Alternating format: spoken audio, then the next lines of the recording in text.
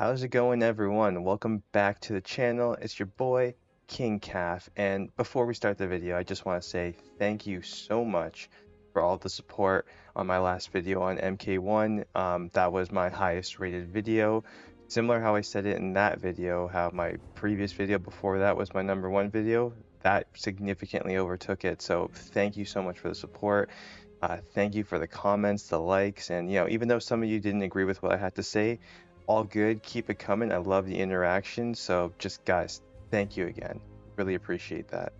So I put a poll up if you guys want to see, part 2 of the Dragon Ball retrospective, or if you want to see my review of Spider-Man 2. Based on the results, it looks like Spider-Man 2 won. So we're going to be doing the review of Spider-Man 2. I platinumed the game, I 100% of the game. I don't usually platinum games. I'm not like a trophy hunter, but this game I just couldn't help myself. It was just so fun, and I feel like I'm in the position where I can give you guys a true, honest review of everything that's in the game. So I just want to let you know there will be some spoilers. If you don't want to see any spoilers, I'd say play the game, come back, check out the review. But if you want to know if this game is recommended, I 100% recommend this game, and stick by if you want to see my further analysis on it. So, I mean, this game, just right from the start, is just a looker. I mean, this game is absolutely stunning. We knew that Marvel Spider-Man 2 was going to be a looker just because, Marvel Spider-Man 1 and even the remaster on PS5 looked incredible. Miles Morales looked incredible. Ratchet and Clank Rift Apart looks incredible. So Insomniac really knows how to use the PS5's power. I feel that they are PlayStation's best studio. It used to be Naughty Dog, but then Last of Us Part 2 came out, and we're not going to get into that game, but we all know how that turned. And I would just say that even over Santa Monica, I think that Insomniac is their best studio, and they really came in swinging with Spider-Man 2. Get it? But straight up, guys, this game is incredible. People are saying that there's bugs in the game. I hardly ran into any bugs, to be honest. I maybe ran into one or two.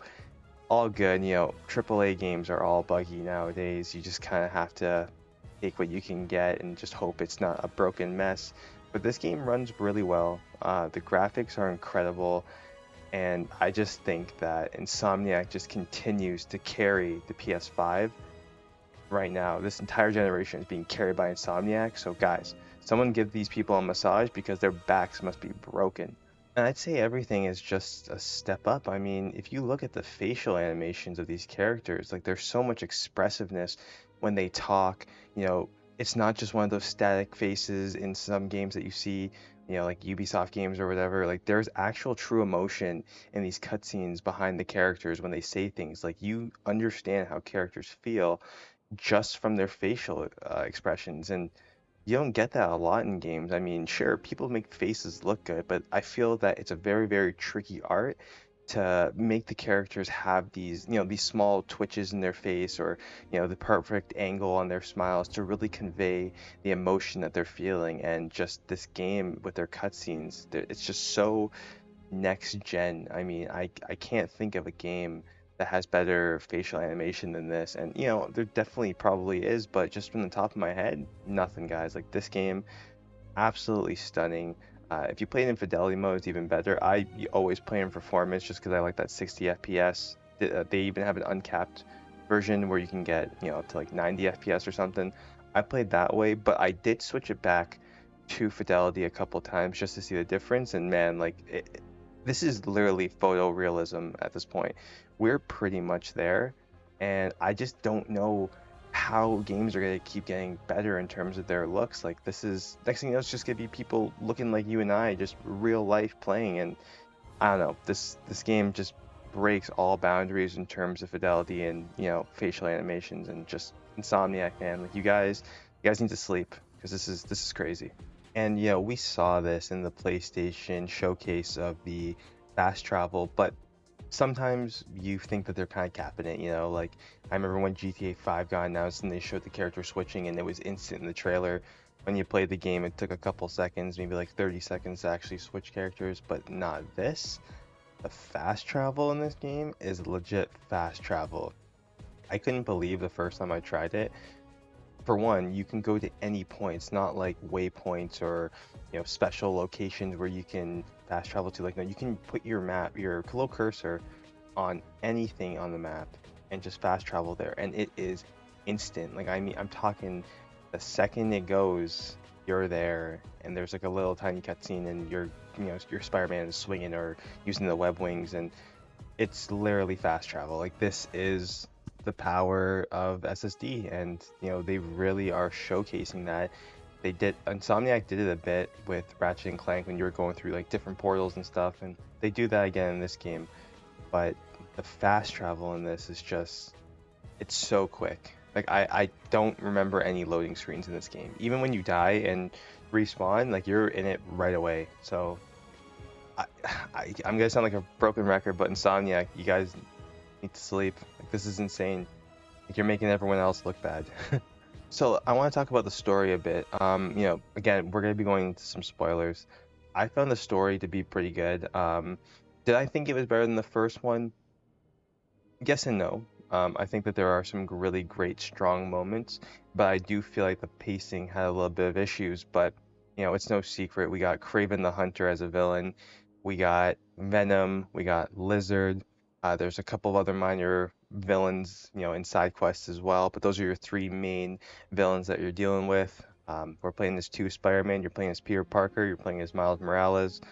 And you know, when people first saw this game, they thought maybe there was going to be a co-op, but it was soon announced that it was going to be, you know, a single-player game where you're switching back and forth. And I think that they handled having two protagonists pretty well. There are some points. I'd say the majority of the story, I feel that Peter is the leading man. Like, the actual plot is a result of the things that are going on with him, and you know, the thing like with the symbiote suit and with Harry. I feel the main plot's actually derived from Peter, but I think that they did, you know, do things well with Miles. You know, he had a character arc with Martin Lee being released and him having this revenge that he wants to do just because Martin Lee did cause the death of his father in the first game. And I think that they, you know, they tackled that storyline really well. You know, they gave Martin Lee a really good redemption arc as well. And I wasn't expecting that. I thought Martin Lee was just gonna be kind of like a one-off thing for Miles to deal with, but no, they gave him a true redemption arc, and it actually made me like him a lot more. I did like him in the first game because they did give him a reason why he was acting the way he was and why he was doing the things that he did. But I think they really, really came back in this game, having Martin Lee have this change and actually have him save Peter in the end as well. And I just think that it was a really cool way to use a previous villain. We don't see that much, you know, a villain's always a villain in a lot of times, and I think that they actually gave Martin Lee enough to do where, you know, you sympathize with him even more than you did in the first game. And Kraven, I mean, I like Kraven. I know a lot of people don't really know much about Kraven. You know, I'm from the 90s, so I watched the 90s Spider-Man cartoon. You know, they did a really good job of Kraven in that cartoon. Then there's Kraven's Last Hunt, that iconic comic, and you know, I've read that incredible, incredible Spider-Man comic, and you know, they did such a good job with Kraven in this game. I mean, they gave him, again, they gave him a reason why he's acting like this, because you find out later that Kraven is dying, and the reason why he goes on these hunts is because he wants to find an equal to battle him and kill him, opposed to him dying in a hospital bed. And you know, that's a pretty badass thing to do. Like, I don't blame him. Like, nobody wants to die in a hospital bed. So he wants to go out swinging, you know, he wants to go out fighting some crazy ass thing that's gonna give him a challenge so he can die in peace. And I think it was a really, really cool premise for Kraven. And they made him very intimidating. He's got a badass theme anytime he comes on screen. And you know, he's so adaptable. Like, he learns very quickly that the symbiote is weak to loud noises like from bells, and he uses that as a way to fight, you know, Spider-Man when he has a black suit, and even Venom. And I just think that they did a really good job about Kraven. And even though Kraven is, I don't want to say C-tier villain, but not a lot of people talk about him. But I think a game like this is gonna have people really talk about Kraven, and I think there is a Kraven movie in the works right now. So I'm excited to see what they do with this character more, for sure. And then, you know, we got the main attraction. We got Venom in this game. This is a totally original Venom. First off, I want to say his design is amazing. Like he's huge, he's got so much moving like parts on him. Like you can see the symbiote really moving in his expressions, and I just think that they did Venom justice in this game. Even though he's not there the majority of the game, I still wanted more. And if you want more of something, that means that what you got was pretty good. So I think Venom was great in this game. I like how they changed him up a bit. Like he's now on Harry instead of Eddie Brock. Like Eddie Brock's not in this game whatsoever. So they have a new host. It's Harry. Obviously, also Peter gets it as well. But Harry is the actual Venom host, and his whole purpose is to heal the world, which is what Harry wanted to do with his foundation. But you know Venom wants to take over the world and have a symbiote invasion, and that's his idea of, saving, healing the world. Sorry, and I just think it was a really cool premise. Like they didn't just make him, some guy that hates Spider-Man. Like no, like he wants Spider-Man to join him because Harry wants Peter to join him. And yeah, just Venom was really cool in this game. The voice actor, the guy who plays Candyman, amazing job as Venom. And there's rumors about a Venom DLC or Venom spin-off game coming. And yo, if that comes, I'm going to be playing that right at midnight because I would be so down. We get a little bit of time to play as Venom in this game. Spoiler alert. And that is one of the best missions in the whole game. You're just destroying everyone and everything, and you have a fight with Craven after the end, and you just fuck up Craven, and man, like, yeah, Venom is sick. Like, if people were nervous about how they're gonna tackle Venom, I think that Insomniac did an incredible job, and they deserve a round of applause. Like, so far, Insomniac is just really showing that they know what to do with this IP. So there are a couple of things I do have a problem with the story, though. Even though the story centers around Peter mainly, I do feel that I don't know, they kind of make Peter look weak. Obviously when he's in the symbiote suit, he's, angry and he's like starting to lose himself and he is a lot more powerful, but when he's in the symbiote suit, he loses against Miles in a fight, which I really think that they're trying to push Miles way too hard. I think that they're trying to make Miles look way too strong, and I don't like that because I like it that Peter is supposed to be the mentor. Like he's supposed to be the more expert Spider-Man. And sure, you can say that, oh, the symbiote was like taking him over, so he wasn't fighting how he normally fights, but still, like I just think that they made Peter just get his ass kicked way too much in this game, and I just really didn't like it because, in the previous game, he took some L's, but overall, like, he defeated the whole Sinister Six on his own pretty much, and I just think that they nerfed Peter a little bit too much in this game. Another kind of thing is that I felt that they didn't really know what to do with him at times, because he becomes anti-Venom afterwards due to Martin Lee like saving him, and I just felt like they just didn't really know what to do with Peter, and then this results with the end, him going into retirement and making Miles the one Spider-Man of the city, and I don't know. I didn't really like how all of this turned into that as the conclusion. I think that Peter should still be Spider-Man, and I think that he should still, be training Miles because Miles is still pretty new to being Spider-Man. It's only been like 2 years, while Peter's got like what, 7 or 8 years on him. So I don't know. I think that, still Peter, great character, Miles, great character, but I just think that they needed to, make Peter look more like the true Spider-Man in this game, and that's kind of my only gripe with what they did with that character. I really like what they did with Mary Jane in this game, though. I know a lot of people kind of had some problems with her in the first game just because she was always getting herself into, situations where Spider-Man had to save her, and then she'd get mad at Spider-Man saving her. I think that was just due to the story because if you guys remember, they were in the middle of like a breakup during that game. In this game, their relationship's a lot more sturdy, until Peter gets the symbiote suit. But I think Mary Jane was really cool. She's very supportive. She's got her own goals. She's kind of a badass in this game. Like she takes on, symbiotes with like a gun. She like goes and takes on Craven's hunters as well. Like I think that they really improved Mary Jane in this game.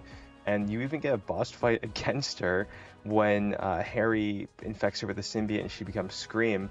And I think that's one of the most emotional boss fights because she's saying things to Spider-Man, Peter, as they're fighting about how she doesn't feel, you know, like she matters in the relationship, and how Spider-Man is always the one who matters in the relationship. And you really see that how that hurts Peter, even though it's the symbiote talking, but there could be some truth behind it because it's in the host's mind.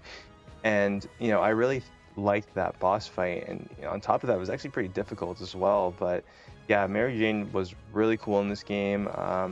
She works for J. Jonah Jameson as well, and he's funny. He's not in the game a lot. He's in a couple scenes, and then he's there on the podcast. But it's really funny having her work for him, just because you see how much she hates working for him. But yeah, Mary Jane, very great character in this game, and you know we're probably gonna get Spider-Man 3 due to the ending. They're kind of teasing a Green Goblin Doc Ock team up, and also Carnage, which I'll get to soon with the side content.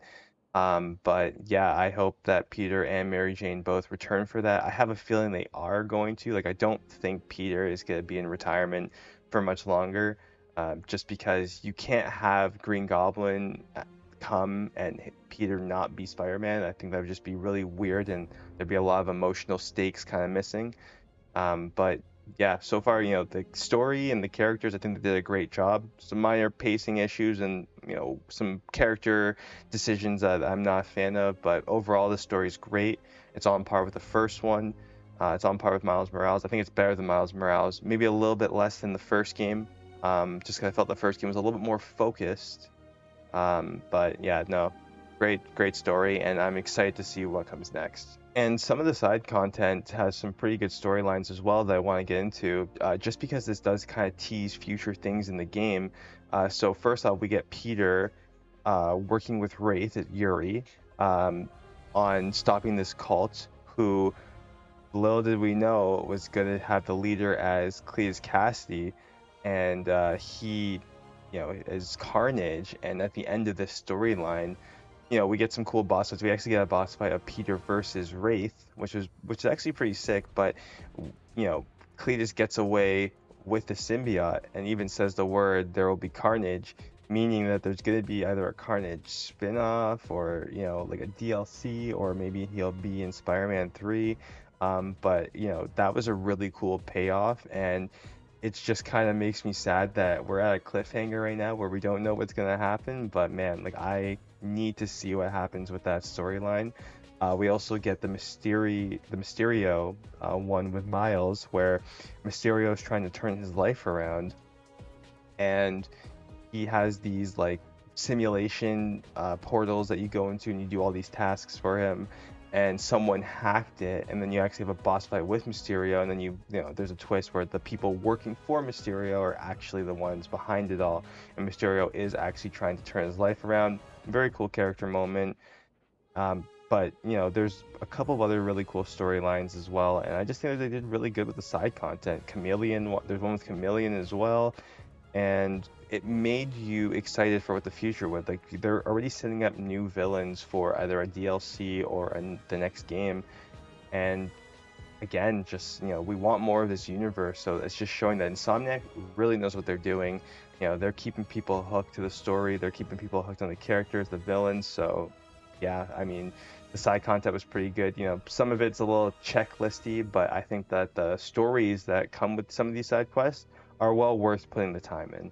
So, the gameplay, it's Spider-Man. You know what you're gonna get, and it's a sequel. The first Spider-Man and Miles Morales had amazing swinging, had pretty great content, a little button mashy, but it was good. It was interactive. It was beautiful to watch. And this game is more of the same. I mean, for one, we're playing as two Spider-Mans. They carried some things over from Miles Morales, like the skill button. So if you hold L1 and you press one of the face buttons, you have abilities that you can use. Peter didn't have that in the first game, but now, since it's Spider-Man 2, Peter's got that with his arms, and also with the symbiote suit once he gets that, and also when he becomes anti-venom. And then Miles has his bioelectricity powers as well to those. They also simplified the gadgets, so instead of having a gadget wheel like what we did in the first game, there's four gadgets and they're on the face buttons as well. So if you press R1, press circle, you'll use one, triangle, etc. And I think it was a really good way to simplify the combat. Sometimes it was a little annoying when you wanted to use a gadget and you had to like slow down time in the first game and go through the scroll wheel and find the one that you want to do. Now, I like how they did it with this one, and it's nice. Like, sure, there are some gadgets that I am missing. I wish that there was more that you can equip, so you had some customization, but what we got was good enough, and I think that it didn't hurt the combat whatsoever. But yo, the swinging in this game makes the first game in Miles Morales look like child's play. I mean, there's so much more tools in this game. You can slingshot yourself anywhere. I thought first it was only in designated spots because they have spots on the map that have like super slingshots. I didn't know until a couple hours in that I could do it anywhere. Even if you're on the edge of a building, like you can have Spider-Man, whichever Spider-Man, shoot two webs at buildings across from him and slingshot yourself that way. And just the speed of this game, I mean, that's what's great about having this on PS5 is that they are able to make Spider-Man go so much faster. We know that the map is almost 2 times the size of the first game.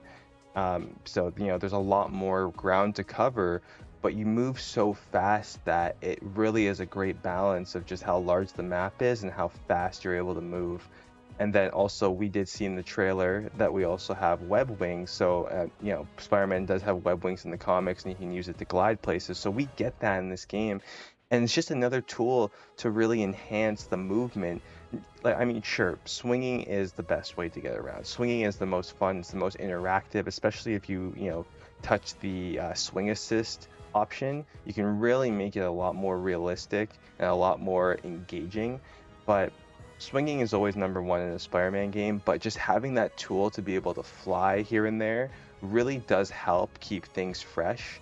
And just the expressiveness of being able to do tricks in the air and just how fast you can move just really, really makes this easily, hands down, the best swinging in any Spider-Man game and one of the best traversal systems in any video game. I haven't had this much fun just going from point A to point B in a game ever. And I'm not even just being a Spider-Man fanboy. Like, this is so fun. Even if you hate Spider-Man, even if you're like an anti-PlayStation person, I guarantee you, I give you this controller and you swing around for 10 minutes, you're not going to want to put the controller down. It's that simple. Like, this is the best traversal in any game ever. And again, we're going to go back to the combat. So the combat has overall seemed untouched. It's a lot faster. You're throwing a lot more enemies at you at once, which I do like. There's a parry system now, which becomes a lot more dependable later on in the game, especially in the third act, where you're getting some pretty hard-hitting enemies, and also in boss fights as well. They're very, very crucial to learn the parry system. But it's not like Sekiro or like Liza P. Like, this is just a pretty simple parry system. There's a pretty good window, and you get a pretty good indication of when you need to parry. But I think it did enhance the combat. I mean, there's a lot of going back and forth with some of the brute enemies and the larger bosses. And I think that, the parry system, it wasn't needed, but it does enhance the combat and keeps things fresh and just makes the entire experience feel less button mashy, which I'm always a fan of just because I'm a huge DMC fan. I like having intricate combos and, keeping people up in the air and air juggling, and you can do that in this game. But having a parry system just gives you that a little bit more defense options, which is always welcomed in some games like this. But yeah, the combat, very, very fun. The abilities are great. The game is a lot harder as well. Like, I actually died in this game fairly amount. Like, I played on the hardest difficulty at launch, and I got my ass kicked. Like, there'd be times where you're getting two-shotted by bosses, and it wasn't frustrating because I knew that, I just need to watch the parry system a little bit better or watch the dodge better. And, I welcome difficult games, so I'm glad that they didn't just make this an easy game. Now, you can make this an easy game, but if you want a challenge, you can actually get that here. And again, just having that customization is always applauded in games nowadays. But yeah, it doesn't take long before you're jumping on people, you're whipping everywhere, you're webbing people up, you're parrying people, you're using your gadgets, you're using your abilities, you know, you're going in surge mode with Black Spider-Man, which is always crazy. You're just a monster at that point. You're just two-shotting everyone, even brutes. But yeah, the combat, I think it's significantly better. This is, you know, Insomniac's best combat in their Spider-Man games, hands down. And I do hope that in the third game we do get a little bit more. I'm not saying that it's getting stale, but I would definitely like them to turn something upside down, you know, turn something on their head where the combat is a lot more engaging or a lot more strategic, because I do feel that, you know, you don't have to partake in all of the systems in this game. I think that if you want to make it a button mash game, you can probably get around and complete the game by doing that. But to get the most fun, you want to utilize all the tools that you have at your disposal. But you know, I would like it so that in the future installments, you have to learn the systems in order to succeed. I'm a very big Souls fan. I'm a very big, you know, From Software fan, and I like having that strategic approach in games. And you know, unfortunately, you don't see that here. You can have that experience, but you have to go out for it. And another thing I think that they improved was the stealth. You know, stealth was pretty bare bones in the first game and in Miles Morales, and it still is here. I mean, you don't have to be stealthy, but I think having the ability to create your own web lines really does enhance the strategic approach in stealth, just because, you know, you're not just stuck in places that are created on the map. And you can actually see the difference between how the stealth maps were created in the first game compared to this one, how they're a lot more open and there's a lot less, you know, actual just pillars chilling in the middle of the room. Now you create your own because you have that ability, which I think is a really cool thing to add. And you know, Miles obviously has a little bit of a better time with stealth just because he can go invisible. But still, I think that the stealth is an improvement in this game. The only thing I think needs to be improved is the AI, just because there's several times where I'm literally snatching up somebody in front of someone else, and the enemies like just don't know how to look up. So I think in future games, if you're gonna have stealth, make it a little bit more difficult, or give us the option to make it more difficulty in your option sliders. But you know, overall, I think it's still an improvement, and they're going the right direction, which is all you can ask for a sequel. If something's better than the previous one, you can't be mad. But overall, I mean, this game is just a significant improvement over the first one. I think that this is the best Spider-Man game that's been ever created, hands down. And I know that people are trying to shun this game just because they feel that it's more of the same, but I think this is a true sequel. The set pieces in this game are jaw-dropping. The beginning of this game alone is jaw-dropping. I mean, that alone sucks you in and gets you ready for what you're about to see, and then the game just gets even more crazier as you go on. You know, the story is good, the characters are good, and I just think that they succeeded in making a true sequel to the first Spider-Man game significantly. I mean, we were all surprised at how good the first one is. So everyone had such a high expectation for the sequel, and I think Insomniac nailed it. They, again, I'm using this cheesy line, they came out swinging, and they really make you feel like Spider-Man, both of them. And that's all you can ask from a Spider-Man game, and I think they gave you more than what anybody could ask. So if you were hesitant about picking this game up, if you have a PS5, I mean, you're doing yourself a disservice of not getting this game. Kind of like how people said the same about God of War Ragnarok. Like, no, this is a showcase of the console. If you spent, I'm Canadian, so if you spent $700 on a PS5, you need to get Spider-Man 2 so you're using your PS5 properly, because this game was meant for this system and it really showcases what the potential of your PS5 can do. So definitely pick it up. Whether it's on sale, whether it's full price, it doesn't matter. You need to play this game. So why are you still watching? Go get the game. But that's gonna do it for us here. Again, thank you so much for all the support, guys. Like, I really was so flabbergasted of how many views we got on the MK1 review. And, you know, I'm hoping that this one hits the same, if not higher. But, you know, definitely hit the subscribe button. It helps so much. Hit the follow button. Follow me on Twitch. And, you know, follow me on IG, all of that stuff. I'm going to be releasing more videos. We're going to be releasing the Dragon Ball retrospective. I was going to release that first, but y'all asked for this first. So we're making the Spider-Man 2 review. And yeah, more videos are coming. So just want to thank you guys again, and I'll catch you guys in the next video. Peace.